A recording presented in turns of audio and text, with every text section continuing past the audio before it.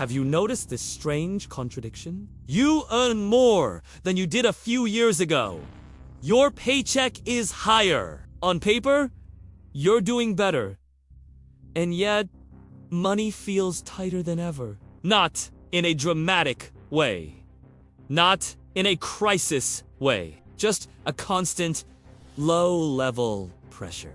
Like no matter how much you earn, there's never quite enough left. This isn't because you're irresponsible. And it's not because you don't budget hard enough. It's something quieter and far more common. Relatable USA, Europe scenario. Let's take a very normal situation. You're a young professional in the US or Europe, maybe late 20s, early 30s. You earn around $70,000 a year, or 60,000 euros. After taxes, that's roughly $4,200 a month hitting your account. Now, life begins subtracting. Rent or mortgage, $1,600. Car payment or transport costs, $450. Student loan or EMI, $300. Utilities, phone, internet, $250. Groceries, $450. Insurance, subscriptions, small recurring costs, $250 before anything fun. You're already at about $3,300. That leaves roughly $900. Out of that comes dining out. Clothes, occasional travel, gifts, social events, small upgrades that feel harmless. And suddenly, the month ends with very little left. You're not broke, but you don't feel ahead either. The hidden mistake!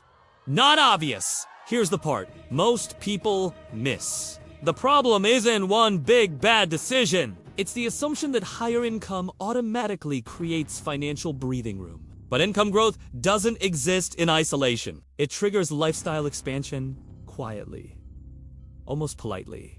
Better apartment because I can afford it now. Nicer car because it's more reliable. More convenience because time matters. None of these feel reckless. That's why they're dangerous. Simple math. Showing the real cost. Let's say your income increased by $1,000 per month over the last few years. If your fixed lifestyle costs increased by $800, rent, car, subscriptions, insurance, you didn't get richer. You just became more committed. That $800 isn't flexible. It doesn't care if markets are down. It doesn't pause when you feel tired or uncertain. It shows up every single month. And now your financial life depends on maintaining your current income or increasing it again. The psychological reason behind it, this happens because humans anchor their sense of normal very quickly. What once felt like a luxury becomes baseline comfort. And social environments amplify this. Your peers upgrade. Your workplace signals success in subtle ways. Nobody talks about savings, only visible improvements. So spending feels justified, even responsible. Meanwhile, saving feels like deprivation, even when it's logical. This isn't about discipline, it's about perception. Long-term impact if ignored, the long-term cost isn't just money. It's fragility. When most of your income is pre-committed, small disruptions feel big. A job change feels risky. Taking time off feels expensive. Opportunities get filtered through one question: can I afford the hit? Over time, that pressure compounds. Not financially, psychologically. Perspective shift. How financially intelligent people think. Financially intelligent people don't chase comfort first. They value optionality. They look at fixed costs, the way most people look at debt as a long-term obligation that limits future choices. They don't ask, can I afford this now? They ask, what does this cost me every month? And what does it prevent later?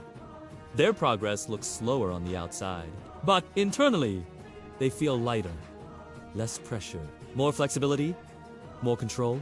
.com. Conclusion. If money feels tight despite earning more, it doesn't mean you're failing. It means your income grew faster than your awareness.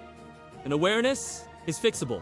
Not through hacks. Not through extreme sacrifice. Just through seeing the system clearly.